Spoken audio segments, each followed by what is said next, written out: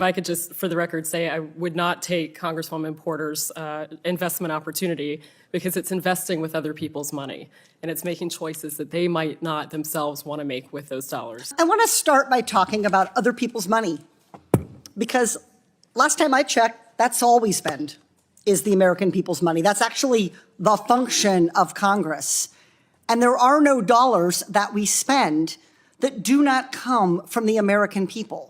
So the argument that we shouldn't do something because it's spending other people's money would simply suggest that we don't spend any money at all, including zeroing out the defense budget. Is that in fact what you were suggesting, Dr. Burke, that we zero out the defense budget so that we don't spend other people's money?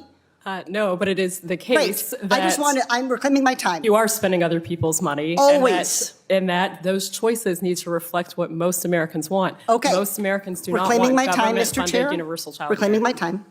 This is not a hearing about federally mandated Head Start.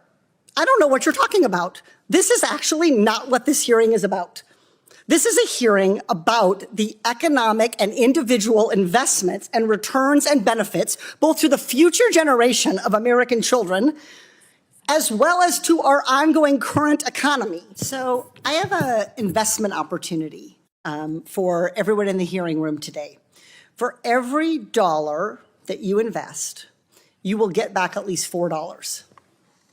Anyone want to invest? I'll take it. It's pretty good. You won't lose your money. You'll always get back more than you put in. And unlike some of these investment schemes, mine is legal. Anyone in? This is just math. 4 is more than 1. More money is better than less money. Economists agree. Republicans, Democrats agree. This investment is not a hard decision. People would snap this up in the real world. Invest $1, get 4 back, no risk. Ms. Boteic, would you believe me if I told you that Congress had that same investment opportunity for our country and turned it down every year?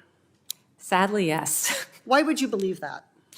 Because we know that the science is there, that when we support children and families, especially starting at birth, that it yields long-term and outsized benefits for families and for our economy. And yet, here we are over 50 years after Nixon vetoed universal child care, still with families struggling to find and afford care and providers making poverty wages. And I think you gave earlier, what is the total new estimate of how much this would generate for our, if we had affordable child care, full access to child care, what would this generate for our economy?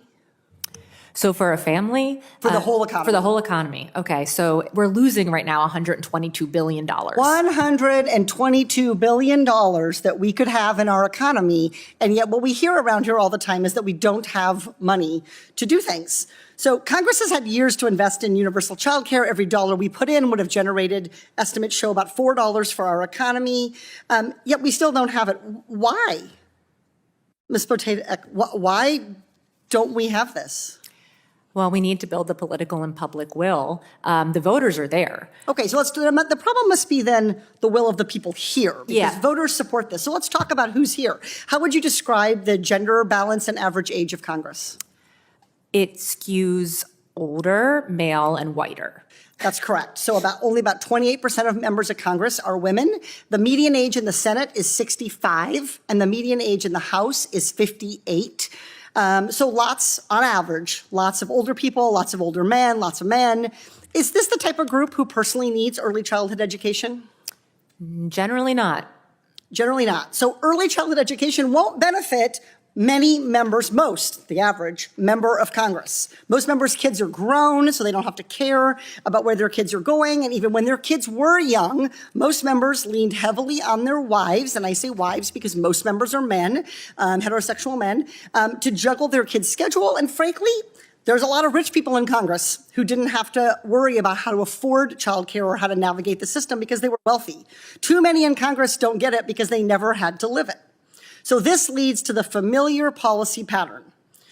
The older men collectively, that's our Congress, not to take away from any individual champions, including Representative Beyer and Senator Heinrich, but the collective body of older, richer men in Congress overinvest in things they understand, like the Pentagon, and they underinvest in things like early childhood education that don't personally benefit them, maybe don't even make sense to them, and maybe do not reflect how they lived their lives, even if they are big problems for the majority of Americans. So, Ms. Boteach, when institutions like Congress perpetuate longstanding social disparities for women like this, is there a term for that? I think it's called patriarchy. Patriarchy is correct. I would also call it structural sexism. When we say smash the patriarchy, when we say that structural sexism continues to permeate this body and this policy, our policies, that's what we're talking about. We're not imagining it. It's not about interpersonal slights. It is about what this body chooses to get done and to fund and to focus on, and what always ends up on the cutting room floor in legislation. Structural sexism is an age-old story. It's not going to go away by itself. It's going to go away because we make it go away. When we stop undervaluing the work of Black and brown women, or the majority of childcare workers, when we start recognizing that women can and must contribute to our economy if we're going to have a globally competitive economy. So, Ms. Boteach, to fix this problem, Congress has to abandon these sexist, outdated ideas and start thinking more about investments. How much would Congress need to invest to establish universal early childhood education? We've been advocating for $700 billion over 10 years to invest in high-quality early care and education, which could easily be supported by taxing wealthy individuals and corporations. So you're advocating for $700 billion over 10 years? Mm-hmm. President Biden, I remember everyone proposed $400 billion for preschool and childcare, and yet that would have multiplied by 4, generated trillions of dollars for our economy. So all of our witnesses, everybody said that we'd take this bet, we'd quadruple our money if we could. So investing in early childhood education shouldn't be a hard call, even given the profile of Congress. We should all want to make investments that pay back. So if my colleagues are not moved by the clear economic benefit of investing in early childhood education, maybe they'll be moved simply by this single mom asking them to care on behalf of all the other parents of young children who are struggling in this country. I implore Congress to invest in childcare workers, and early childhood education. There are lots of ways that we could deliver this. Like Representative Beyer, I have had lots of different kinds of arrangements. Universal, to quote what Ms. Boteach said, doesn't mean the same. Universal means that the funding, the outcome, the choice is there and available. If we had universal health care in this country, and we don't, some people might choose to go get a colonoscopy every year, and a lot of people won't. It's the same thing with childcare. I personally have had my children in big corporate care. I have had them hourly in-home, part-time. I have had full-time live-in. I have been in a family-owned small business, and I have had in-home family-based care. All of it. And you know what it all was? Really helpful. Particularly as a single mother. Because there is no other person. Senator Vance's hypothetical says that one parent might prefer to stay home. That's probably true. There's a lot of statistics that show that parents, men and women, have different preferences at different points in time. But what about the 10 million single moms? Where do they fit? Dr. Burke, where did you put your children in childcare? Well, I'm not going to bring my children into this hearing, so it doesn't have any bearing on this. So Dr. Burke, do you have children? I do. So I'm sharing my story because my story is one that doesn't get heard in this Congress. Because do you know how many single moms there are? One or two? One.